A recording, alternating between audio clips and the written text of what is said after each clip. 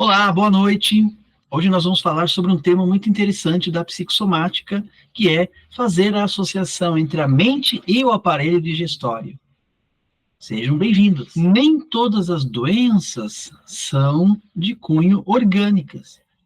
Elas podem estar relacionadas com as suas emoções. Na psicossomática, nós podemos entender que as doenças são desequilíbrios que têm de origem mental, ou seja, de origem dos nossos pensamentos e das nossas emoções, e assim provocam um estado de sofrimento que contribui para a aparição ou agravamento de desequilíbrios físicos. O que você pensa, seu corpo amanhã pode responder sobre isso. A psicossomática vê o indivíduo na sua integralidade biopsíquico e social. Atualmente, o entendimento que se tem em relação à psicossomática é uma nova visão terapêutica, tratar doentes e não as doenças.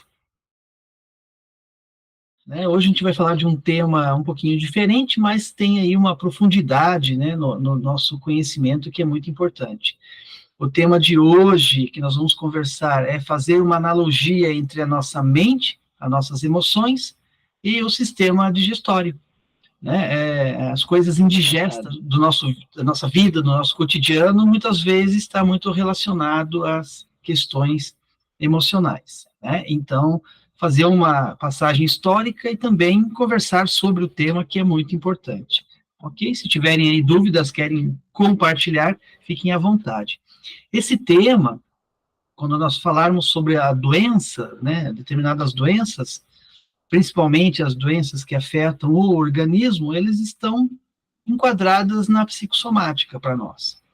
A psicossomática, nós vamos ter aqui um módulo só para falar sobre esse assunto, que é muito amplo e bem interessante também. Mas, quando a gente fala de psicossomática, nós temos que entender que são doenças que têm origem do estado mental. Ou seja, as doenças, nós entendemos que têm origem ou pelos pensamentos ou pelas emoções que as pessoas alimentam essas emoções e acabam, na verdade, provocando um sofrimento. E esse sofrimento contribui para a aparição ou agravamento de desequilíbrios físicos. Quando a gente fala de psicossomática, é entender o indivíduo na sua integralidade. Essa integralidade é biopsíquico e social. A gente vai falar disso com mais profundidade em momento oportuno. Mas é uma nova visão terapêutica. Entender o indivíduo, entender as causas da doença. Ou seja, há uma nova perspectiva da própria medicina, inclusive, de tratar os doentes e não as doenças. Conceitos que a psicanálise já faz isso com muita propriedade, porque a psicossomática tem aí uma base histórica e uma grande contribuição da própria psicanálise, e o Freud foi um grande precursor nesse conceito. Quando ele falava de conversão, os sistemas de conversão, era justamente isso. Alguns impulsos do id, como o ego não sabe lidar com determinados investidas, isso é convertido para o soma, para o físico, acaba então manifestando algumas doenças nas pessoas com as suas predisposições evidentes. Então a gente vai falar disso com mais propriedade em um outro momento, falando da psicossomática, certo? Muito bem. Mas a psicossomática tem um campo bem interessante, e eu achei uma leitura do Nietzsche, filósofo, que foi um dos primeiros a comparar a nossa subjetividade com o estômago, e isso me chamou a atenção, por isso que eu gostaria de compartilhar com vocês também sobre esse tema, ok? Então, para o Nietzsche, o filósofo, ele faz uma analogia que o aparelho mental é análogo ao aparelho digestório. Então, ele diz assim que o aparelho mental processa as nossas experiências, dilui e decanta, ou seja, recebe determinadas demandas, aglomerados, que ele chama, de experiências, separa em partes menores e depois nutre o corpo nesse contexto. Então, ele está dizendo aqui que as experiências, elas são assimiláveis. Só que quando isso não acontece, o que acontece, então, com o nosso sistema digestivo, né? Ou seja, ele diz, né, o Nietzsche, ele diz que as nossas experiências, quando são indigestas, não vai para lugar nenhum, nem serve para ser evacuadas, e acaba, então, causando um sofrimento na pessoa. Esse é um resumo, né, do que ele faz, né, essas metáforas. Séculos depois, tem uma escola da psicanálise, que é a escola bioniana, que utiliza dessa metáfora que o Nietzsche tinha já descrito anteriormente, né, essa metáfora digestiva, só que ele faz um apanhado um pouco mais profundo, e acho bem interessante de a gente compartilhar também nesse sentido. E o Bion, ele diz assim, que a primeira atividade mental do ser humano é a própria evacuação. Ele diz que mal temos ferramentas para perceber as coisas do ponto de vista mental e emocional. Então, tudo que é percebido é evacuado, ou seja, é projetado para fora. O Bion faz uma analogia do processo de projeção em relação às nossas emoções. E a gente já vai falar sobre isso também. Se vocês tiverem alguma pergunta, né, algum questionamento, alguma experiência para compartilhar, esse é o momento também para a gente conversar, tá certo? O Bion fala assim, né, se essa projeção encontrar alguém que tenha condições e essa pessoa atribui um sentido diferente à projeção, isso se transforma, então, num meio de comunicação. O que o Bion está falando aqui nesse contexto? Ele está falando de que o bebezinho, quando projeta, né, investe, né, as suas angústias na sua mãe, a mãe é que dá um sentido para aquela angústia, transformando a angústia em algo positivo. É quando a mãe acolhe, é quando a mãe pega no colo, é quando o bebê chora e a mãe vem e acolhe essa criança, dando aí uma forma de comunicação. E isso que a gente vai falar um pouco, e depois vocês vão perceber a associação com o processo de digestão, ok? E o Bion, ele segue falando assim, quando o sentido atribuído pelo outro é devolvido ao sujeito já elaborado, ou seja, já foi recebido e está digerido, e assim mantém essa metáfora do processo de digestão. Ou seja, o bebê projeta e a mãe introjeta, e a mãe devolve aquele conteúdo, e assim o bebê, então, tem uma condição de perceber que aquilo que foi projetado, que era angustiante, aquilo que era ruim para a criança, ele volta em forma de amor, de carinho, que a mãe oferece, a mãe proporciona para o seu filho. Isso é muito interessante, porque aqui começa a fazer sentido tudo isso que era angustiante para a criança. E o Bion fala assim, a mãe tem essa condição de transformar a matéria bruta, que é aquela matéria angustiante, né, em alimento, em abstração, em algo positivo.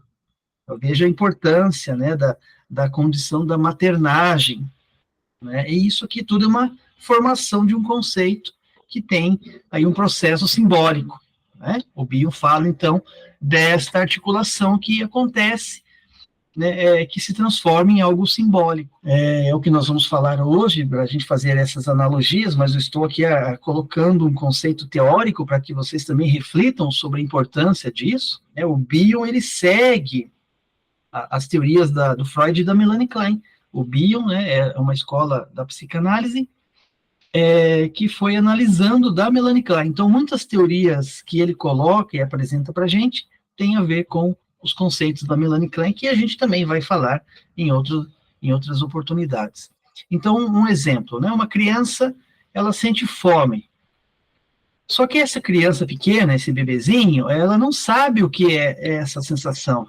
A criança não tem as funções cognitivas desenvolvidas para compreender aquilo que ela está sentindo. Então, esse incômodo, esse desconforto é apenas experienciado através das condições, né, daquelas condições que a criança ainda está passando, é uma experiência sensorial. Então, esse desconforto faz com que a criança, então, chore. É o desprazer que o Freud já falava. né? Então, o que a criança faz nesse momento? Esse bebezinho chora, não compreende esta situação, esta realidade, mas existe, então, aqui alguém que escuta, alguém que atribui, então, para essa criança um sentido novo. Então, a mãe, ela começa a entender aquilo que a criança está passando. A mãe também não tem manual e regras para cuidar do seu filho. Os dois vão aprendendo junto, porque o Bio fala muito do contexto da aprendizagem, né? Então, a mãe, ela vai perceber que aquele choro pode ser uma dor, pode ser um desconforto, mas pode ser a fome, por exemplo. E a mãe vai se adaptando às necessidades do bebê, dessa criança. Mesmo a criança projetando na mãe toda a sua angústia, a mãe consegue entender o choro e assim transforma em alimento para o seu bebê. Isso é importante. Então, aquilo que era um desconforto e não tinha sentido, levando o desconforto ao choro, ao desespero, a mãe é que faz a elaboração para a criança. Isso é muito interessante, porque a mãe, nesse exemplo, ela retorna, o choro ele tem um retorno, e esse retorno é uma resposta, é uma ação que efetivamente resolve aquela situação do desconforto. Então, a criança precisa entender que a sua projeção não elaborada, não teve sentido, ela retorna com um significado diferente. A mãe acolhe, a mãe oferece o seio, a mãe acalma a criança, isso tem um sentido diferente.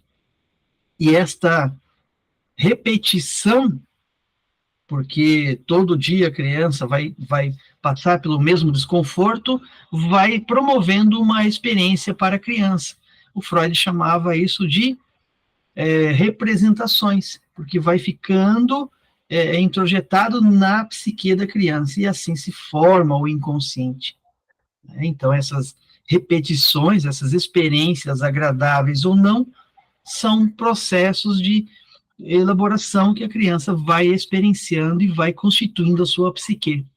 Ok? Mesmo que a criança não consiga elaborar, porque não tem as funções cognitivas desenvolvidas, ela tem uma forma de experienciar essas vivências, vivenciando, então, o ambiente e conseguindo, então, através da mãe, ter aí um resultado diferente. Esse é um processo de comunicação que se permeia entre mãe e filho, mãe e bebezinho. E através desta condição, a criança começa a confiar no outro. E essa confiança é uma ponte para sair daquele mundo primitivo, sem sentido, e começa, então, a ter um sentido diferente para a criança. Isso fica claro para vocês? Né? Agora, olha que interessante, né?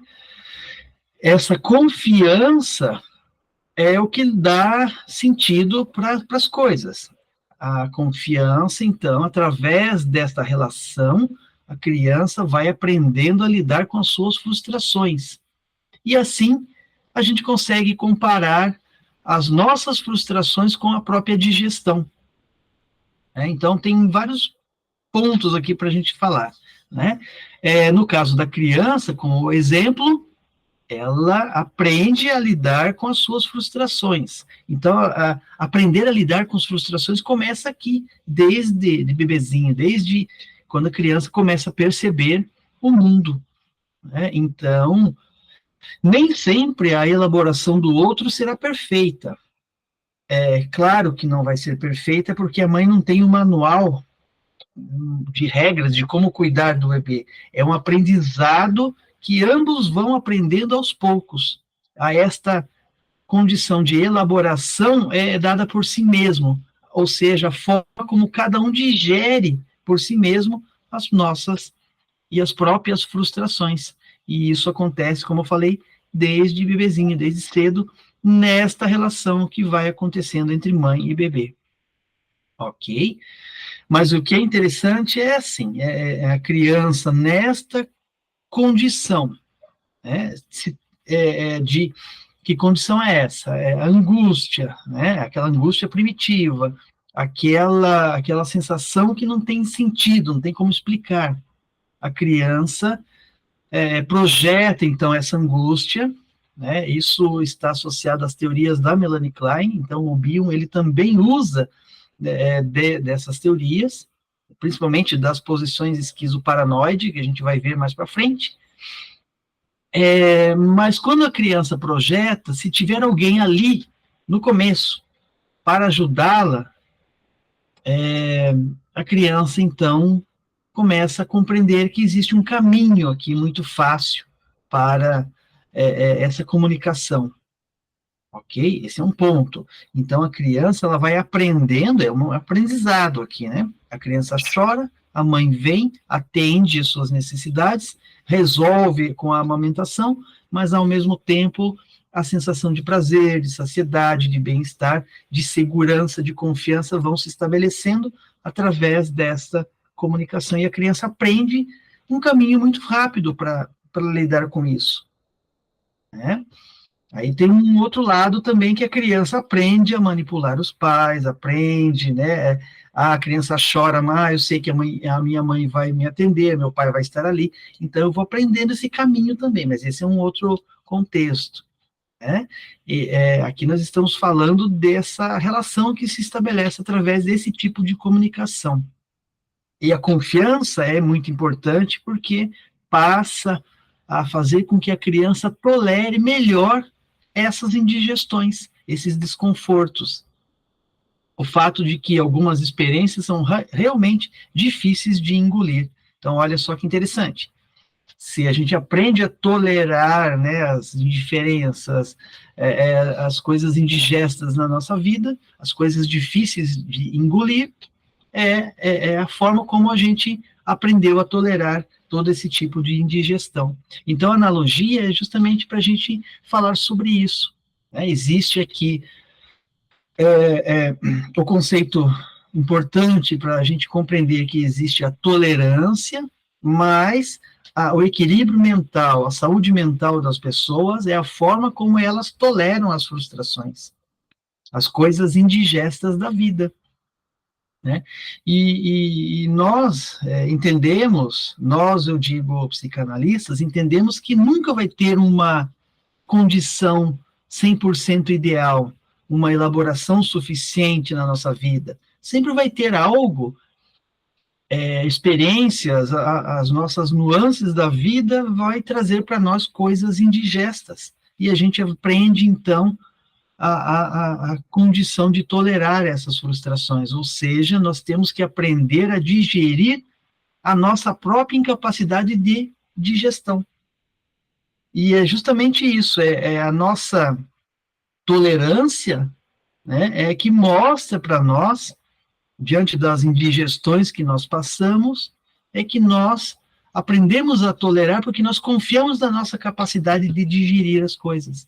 Então, a digestão funciona justamente assim, equilibra, né, faz um equilíbrio nessa balança entre a relação da indigestão e da forma como nós toleramos as nossas experiências, que nem sempre são agradáveis, são indigestas. Justamente nesse sentido aí que a gente faz essas analogias, né, das nossas emoções com o processo de digestão, que eu achei muito interessante esse tema, né, apontando aí para vocês um assunto bem interessante que faz parte da psicossomática, né? Então, a elaboração, vão fazendo analogias, né? A elaboração, a digestão, não é só apenas um conceito biológico, né, de nutrir o físico, mas de nutrir as nossas emoções também, e isso é um fator aí muito importante, porque as nossas emoções acabam realmente afetando o nosso organismo quando as coisas são indigestas, as nossas experiências,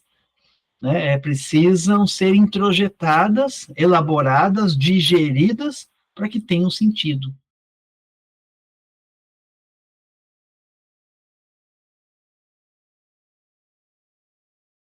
Quer saber como estará o seu corpo amanhã? Olhe os seus pensamentos hoje.